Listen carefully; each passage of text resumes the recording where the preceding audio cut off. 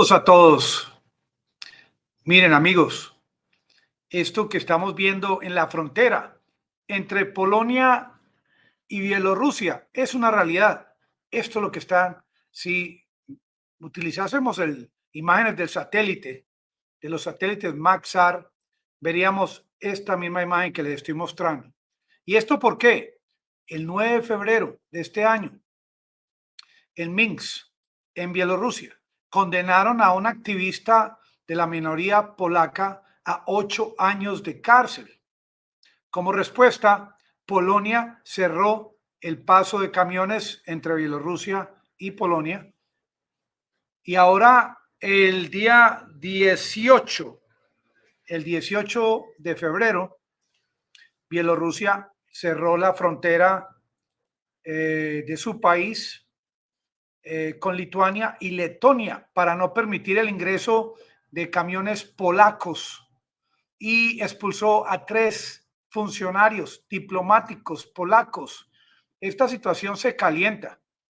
Miren, yo escuché recientemente la opinión de Lukashenko, el presidente ucraniano, que decía que cuando un solo soldado ucraniano, el presidente de Bielorrusia, Lukashenko, ingrese a Bielorrusia, que inmediatamente su país se va a unir a Rusia en su ataque a Ucrania.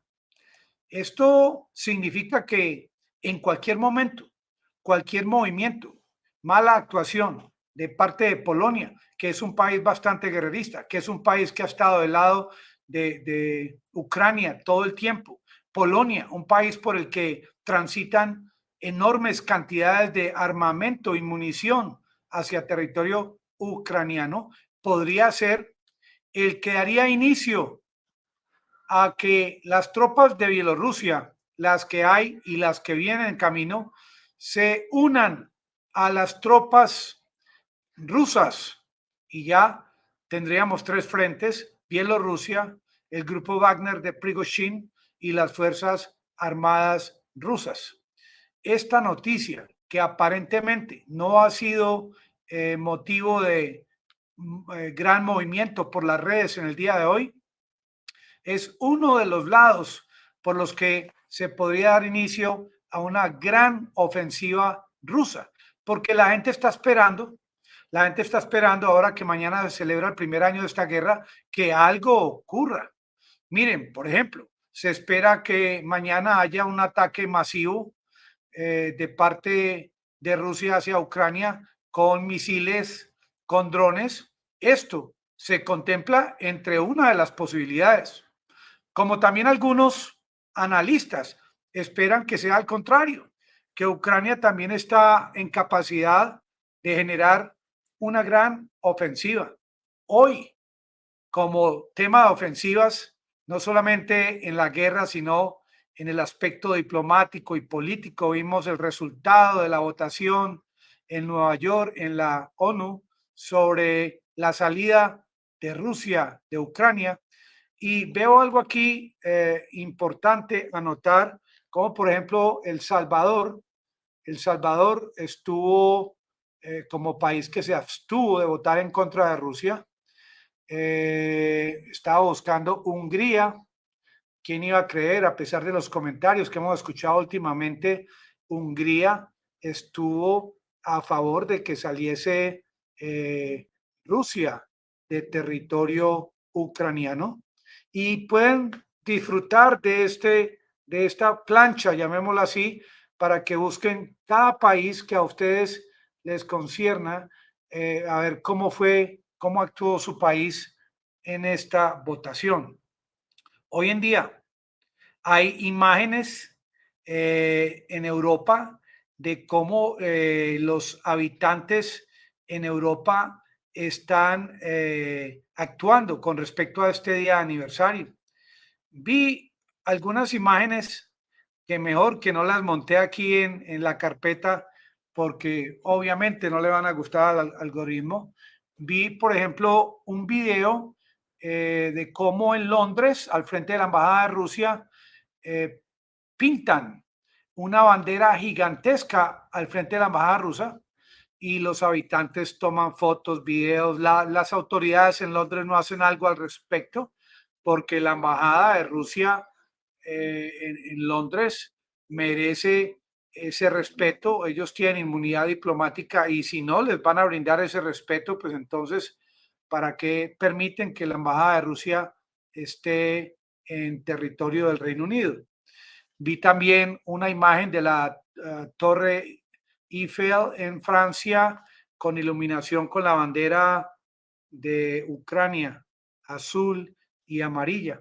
Aquí les muestro una imagen del poderío militar de los Estados Unidos. Esta es la embajada de los Estados Unidos en Ucrania. Acabo de enterarme de que en esta embajada, tan gigantesca embajada, mucho más grande que la que hay en mi país, en Bogotá, en la capital de Colombia, hay un solo morador, un solo militar está al interior de esta embajada, en medio de una guerra en la que, llamémosla guerra o operativo especial, en la que Estados Unidos ha enviado más de 100.000 millones de dólares. Un país que tiene arsenal en municiones, en armas nucleares y convencionales de proporciones gigantescas. Un país como Estados Unidos que se digna de tener los Airborne Ranger all the way, hombres y mujeres capacitadas para operativos especiales. Y veo también algo que pues se los muestro porque es parte del aniversario que se inicia mañana, hoy aquí en Colombia, 8:44 p.m. el día 23. Hay que sumarle 8 horas, 9, 10, 11, 12, 1, 2, 3, 4 de la mañana en Rusia. Hay que estar pendientes hasta que finalice el día de mañana y me imagino que analistas de todo el mundo y personas involucradas en este tema están pendientes a ver cuál va a ser ese escalamiento del que tanto nos han hablado. Pero hablando de Estados Unidos, un país tan poderoso, y veo la imagen del presidente del país más poderoso del planeta Tierra, entre comillas, porque este unilateralismo ya está terminando. Como el presidente del país más poderoso del mundo tuvo que viajar 10 horas de Polonia a Ucrania, 10 horas de Ucrania a Polonia, 20 horas, un hombre con el poder que tiene, no hablo de su cuenta bancaria, sino con el poder que él representa y no pudo aterrizar en un avión en el Air Force One, sino que tuvo que viajar en este Railroad Train Force One, llamémoslo así, increíble pero cierto. Y esto fue como tema de comienzo de este aniversario, de este primer año, ese presidente tan poderoso que llevo en pantalla, caminando en una estación de tren en Polonia o en Kiev, sin ni siquiera poder ser escoltado por sus aviones F-16, porque mañana se celebra este aniversario de esta guerra. Y la gente dice, como dice, por ejemplo, Janet Yellen, secretaria del Tesoro de los Estados Unidos, dice que Putin ha fallado en ganar esta guerra en Ucrania. La opinión de una mujer que debe saber bastante de finanzas, de economía, por lo que está en ese cargo tan importante, pero es que he escuchado comentarios de generales que llevan bastantes años en la guerra, que nunca se atreverían a hacer este tipo de comentario que hace esta señora. Bueno, en YouTube hay libertad de expresión, bienvenido su comentario, pero realmente por ahí no es el cuento. El cuento de este primer aniversario no es el de vender la idea de que como Estados Unidos va a enviar tantas armas y Occidente, por lo tanto, con estas armas que vienen en camino, con toda seguridad, Ucrania va a ganar esta guerra.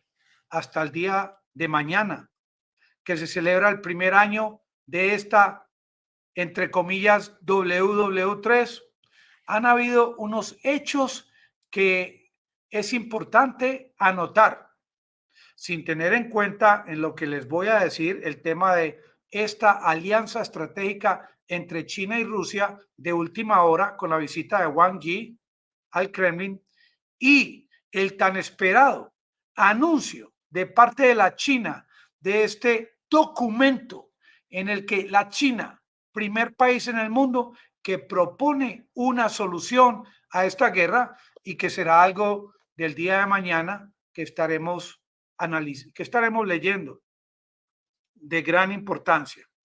Miren, como tema de qué se puede hablar en este primer año de esta guerra, hablemos de lo siguiente. Culmina el primer año de esta guerra, como dice Chartrand. Hombre, no decía pues que este era un operativo especial y ahora nos habla de guerra.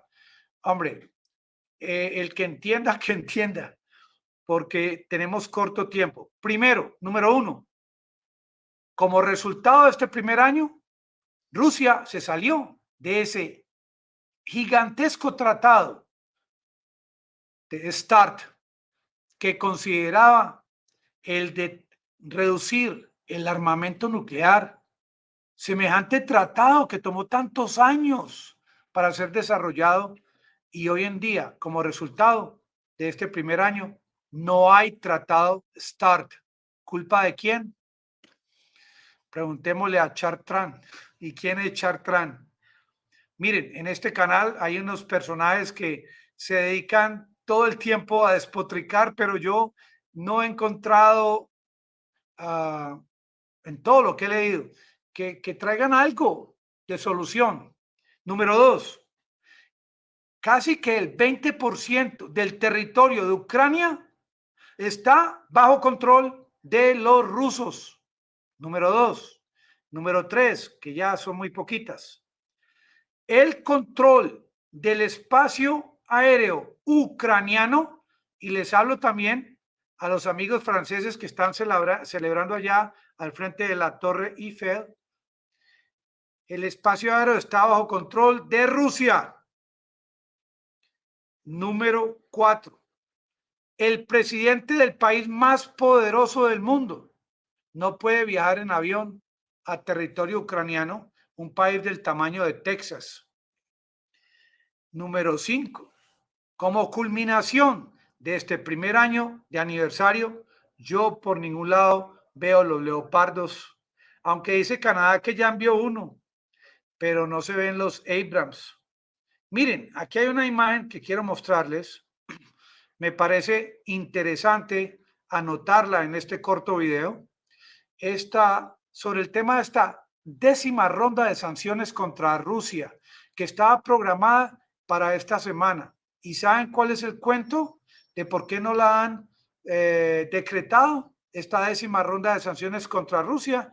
Porque supuestamente en el tema del ingreso de caucho sintético de Rusia a Europa hay unas exenciones que Polonia no comparte el tema de estas exenciones y por eso no se ha podido decretar esta 10ª ronda de sanciones. ¿O será porque en Europa, en la Unión Europea, también existe cierto temor por lo que podría ocurrir mañana? Amigos, no sabemos qué va a pasar mañana 24 y son las 4 de la mañana en Rusia, en Ucrania, 4 de la mañana. Como podría no ocurrir nada, como el día que Biden vino a Kiev, que solamente sonaron las sirenas, pero no le ocurrió nada. Pero este es el primer año de una guerra que nunca debió haber comenzado. ¿Por qué razón Zelensky continuó atacando a los habitantes del Donbass? ¿Por qué Zelensky, desde que fue elegido en el año 2019, que le prometió a su población que él iba a ser un hombre pacifista, que iba a negociar la paz, por qué razón él no reconsideró el tema de los acuerdos de Minsk? ¿Por qué no dio la orden de cesar los ataques a los territorios del Donbass? ¿Por qué no le volvió a dar agua a Crimea? ¿Por qué durante su gobierno continuó con esta sequía, esta sed? ¿Por qué Zelensky no se comunicó con Rusia para decirles que él no tenía intención de ser miembro de la OTAN? Nunca lo hizo. ¿Por qué toreó a un gigante nuclear como Rusia cuando su país no tiene o no tenía armas nucleares? ¿Por qué continúa aún hoy en día, después de tantos muertos no combatientes y combatientes, promoviendo el tema del ingreso a la OTAN y la Unión Europea? ¿Acaso este hombre Zelensky, que vio cara a cara cómo su aliado principal, el presidente de los Estados Unidos de América, no tuvo el poder ni la capacidad militar para ingresar a su país en un avión presidencial escoltado por F-35, F-16? ¿Acaso esto no le da a los ciudadanos de Ucrania una idea de realmente en qué se están metiendo? ¿Acaso no escucharon el discurso de Putin del día de hoy, en el que de una vez por todas anunciaba la llegada a esta contienda de misiles nucleares, de misiles hipersónicos? ¿Acaso la población de Ucrania no entiende que en este operativo especial de Rusia, todavía Rusia no ha desplegado ni siquiera el 10% de su capacidad bélica? ¿Acaso siguen creyendo los más guerreristas ucranianos que están en capacidad, con la ayuda de Occidente, de poder derrocar, derribar, destruir a Rusia?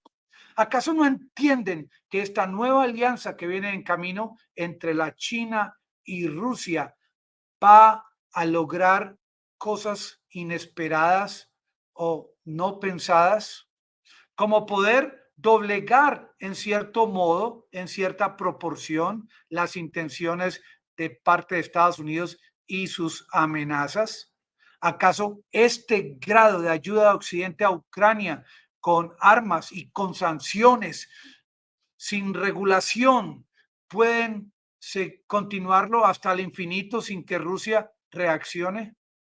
Este aniversario, que sea para los ciudadanos de Ucrania un momento de reflexión, sobre todo sobre lo que están permitiendo los habitantes de un país de casi 44 millones de habitantes, que unos cuantos funcionarios allá en el búnker decidan sobre sus vidas, su futuro, decidan sobre su prosperidad. Amigos del canal, a la espera de lo que pueda acontecer en el día de mañana. Me suscribo muy atentamente ante ustedes, Santiago Gutiérrez de Medellín, Colombia. Gracias por participar. Muy amables por suscribirse.